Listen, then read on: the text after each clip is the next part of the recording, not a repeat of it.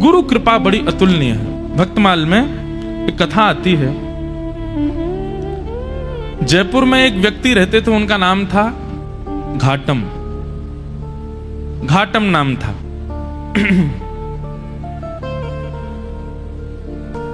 उनका पेशा था, उनके पूर्वजों से ही चला आ रहा था, वो सब चोरी करते थे। दादाजी परदादा परदादा पूरे गांव का ही यही पेशा था, यही काम था, सब चोरी करते थे। घाटम जी भी चोरी करते थे। एक बार श्री घाटम जी कहीं जयपुर से आमेर जाते हैं, तो बीच में अभी जहां कथा थी इससे पहले वो वही स्थान है, आमेर और जयपुर के बीच में कनक घाटी, वहीं श्री घाटम दास जी रहते थे। उनका नाम बाद में घाटम दास हो गया, पर पहले उनका नाम घाटम था। तो घाटम जी चोरी करते थे। एक बार रात में बैठे थे चोरी करने के लिए, तो उस दिन कोई व्यक्ति तो मिला नहीं उनको मालदार, लेकिन झोला लिए हाथ में और जटाएं बांध करके कोई संत वहां से जा रहे थे। घाटम जी बेचारे 2 दिन से तो उनको कुछ चोरी हुई नहीं थी, फिर भी मन में विचार करने लगे, तो महात्मा है, इनकी क्या चोरी करूं मैं, कोई बात नहीं चोरी नहीं करता हूं, प्रणाम कर लेता हूं जाके। और घाटम जी उनके मार्ग पर आ गए और अर्धरात्रि का समय, घनघोर अंधेरा, प्रणाम किया। महात्मा रुक गए, बोले अरे खुश रहो वत्स, क्या नाम है, नाम आदि पूछा, कहां रहते हो, स्थान बताया, क्या करते हो। घाटम जी बोले मैं चोरी करता हूं। महात्मा को यह बात बड़ी बढ़िया लगी कि इसने छुपाया नहीं मुझसे, सत्य बोला। बोले चोरी क्यों करते हो भाई, चोरी डकैती करना ये अच्छी बात नहीं है, मत किया करो, अच्छा काम नहीं है। बोले महाराज काम तो अच्छा नहीं है मैं जानता हूं, पर ये तो मेरे परिवार का पेशा है, मेरे पूर्वजों से चली आ रही है चोरी, हमारा परिवार इसी में ही निपुण है। मेरा बेटा है अभी 5 साल का, उसको भी तैयारी करा रहा हूं मैं, उसको भी सिखा रहा हूं कैसे जाना चाहिए, क्या क्या आयुध संग लेके जाने चाहिए, किस प्रकार लोगों को देख करके समझ जाना चाहिए मालदार है कि नहीं है। महात्मा बैठे बैठे, देखो संत का स्वरूप क्या होना चाहिए, संत केवल वहां ना जाए जहां माला और दक्षिणा मिले। संत का स्वरूप है वो जहां जाए, अगर दिख रहा है कि कुछ दूषित स्थान है, दिख रहा है कि इसके अंदर कुछ कमियां हैं, उसको सुधार करे। इसीलिए वो संत बना है, इसीलिए वो साधु बना है, केवल मालदार बनने के लिए नहीं बना है साधु। महात्मा को चिंता हो गई, बोले अगर मैं इसको कुछ सिखा करके नहीं गया और इसका जीवन परिवर्तित करके नहीं गया, तो इस मार्ग से निकलना मेरा दुष्कर हो जाएगा। ठाकुर जी ने मुझे इस मार्ग से भेजा है, इसका मतलब ठाकुर जी चाहते हैं कि इसको मैं कुछ बताऊं। महात्मा जी ने उसको बैठाया, बोले सुनो ये घाटम, तुम चोरी मत किया करो, तुम छोड़ दो चोरी। बोले महाराज जिसके रग रग में, जिसके रक्त में चोरी हो, वो कैसे छोड़ सकता है। अरे हम तो ऐसे हैं, परिवार में भी हम लोग रोटी भी पानी हो तो हम चोरी करके ही पाते हैं, हम रसोई में मांगते नहीं रोटी दे दो, हम वहां भी चुपके से ही जाते हैं। इतना ज्यादा हम लोगों में चोरपन घुस चुका है कि अब ये निकल नहीं सकता। महात्मा थोड़े व्याकुल थे, तो घाटम जी बोले भगवान आप देखिए व्याकुल मत होइए, मैं भी विवश हूं कि मैं नहीं छोड़ सकता चोरी, पर हां चोरी के अलावा जो कहोगे वो करूंगा। चोरी तो मैं करूंगा, लेकिन उसके अलावा आप जो कहोगे वो मैं अपने जीवन में उतार लूंगा, उस आज्ञा को मैं सर्वोपरि मानूंगा, बस चोरी को छोड़ने को मत कहो, चोरी के साथ साथ जो कहोगे मैं करूंगा। महात्मा ने विचार किया, महात्मा बोले ठीक है 4 बातें लिखो। सबसे पहली बात, तुम सत्य बोलोगे। घाटम जी बोले ठीक है, आज के बाद चाहे कुछ हो जाए मैं सत्य ही बोलूंगा। दूसरी बात लिखो, संत जनों का खूब सम्मान करोगे, आदर करोगे। बोले जी महाराज जी।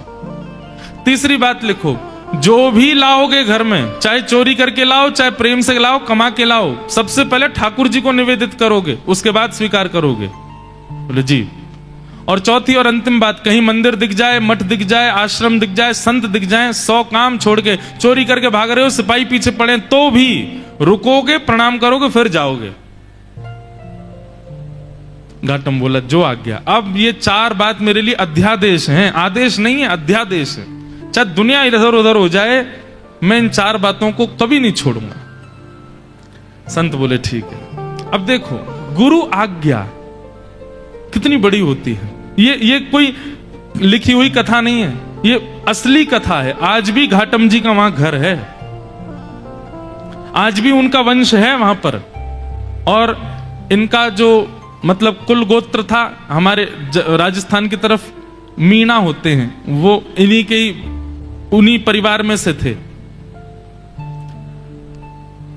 तो घाटम जी ने अपने गुरु की आज्ञा मान ली, बोले 4 बातें मुझे करनी है। एक बार कुछ संतों की टोली जा रही थी, घाटम जी ने देख लिया, दौड़ करके गए, चरणों में निवेदन किया मेरे घर आ जाइए, प्रसाद पा लीजिए।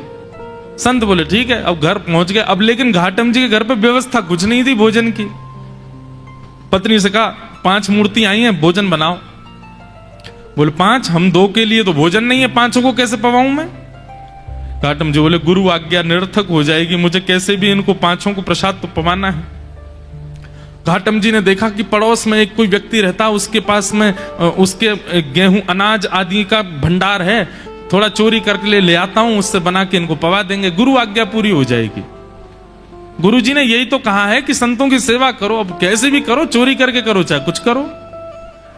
दौड़ करके गए, वहां से कुछ अनाज आदि ले आए, घर पर ला करके प्रसाद बनवा करके पवा दिया। घाटम जी की चिंता हो गई कि आज सवेरे बारिश हुई थी और मैं चोरी करके लाया हूं, तो निश्चित मेरे पैरों के चिन्ह बन गए होंगे, और उसको यदि पता चल गया कि मैंने चोरी किया, वो घर आ जाएगा, मुझे पकड़ करके ले जाएगा, आदि आदि मन में ये विचार करने लगे। लेकिन मैंने तो गुरु आज्ञा के वश होकर के किया ना।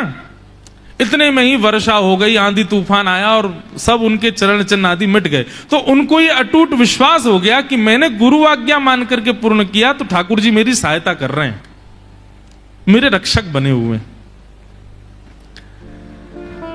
घाटम जी का जीवन ऐसे चलने लगा। गुरु पूर्णिमा का समय था।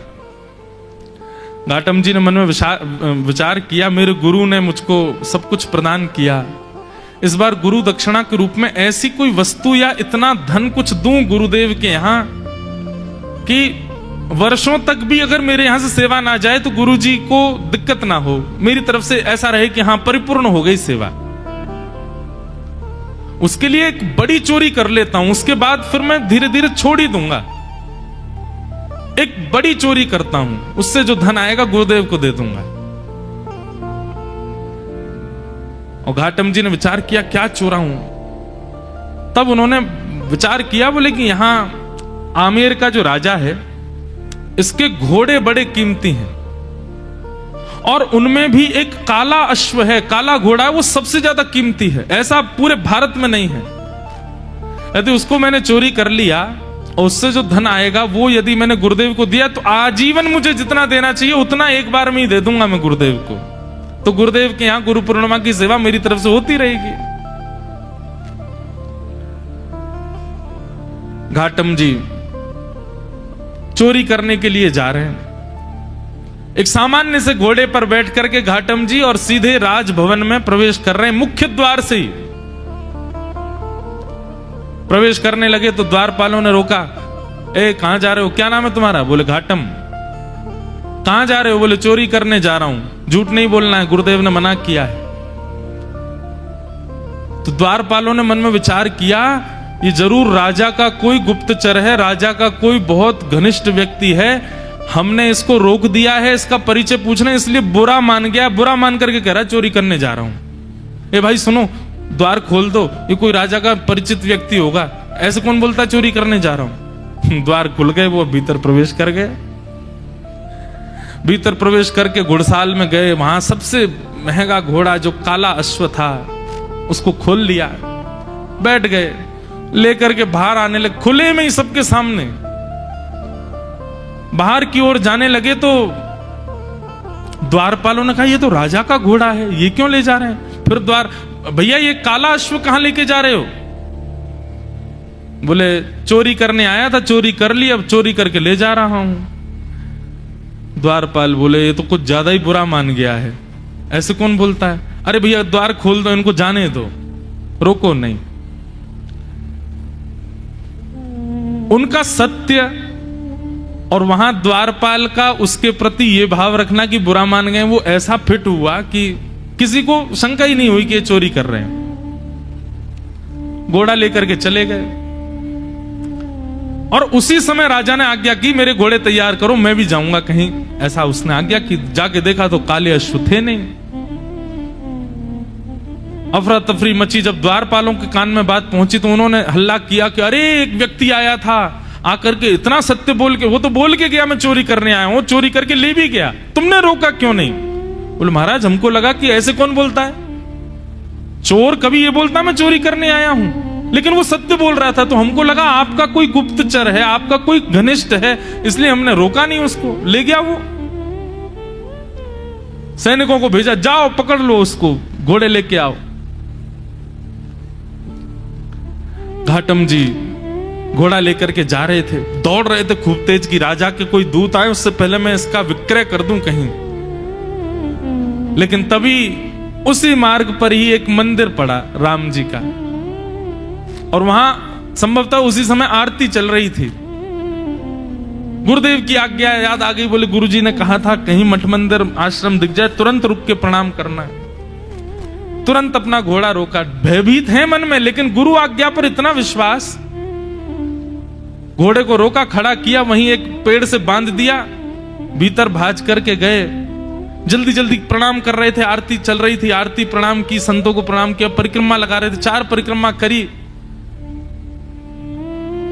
लेकिन जब तक वो बाहर आते उससे पहले सैनिक आ गए, और सैनिकों ने आकर के देखा घोड़ा खड़ा है, लेकिन एक आश्चर्य हुआ, वो घोड़ा जो काला था वो श्वेत हो गया था, लेकिन घोड़े की आकृति, घोड़े की कद काठी, घोड़े का स्वरूप बिल्कुल वैसा ही था जैसा उस काले, बस उसका वर्ण श्वेत हो गया।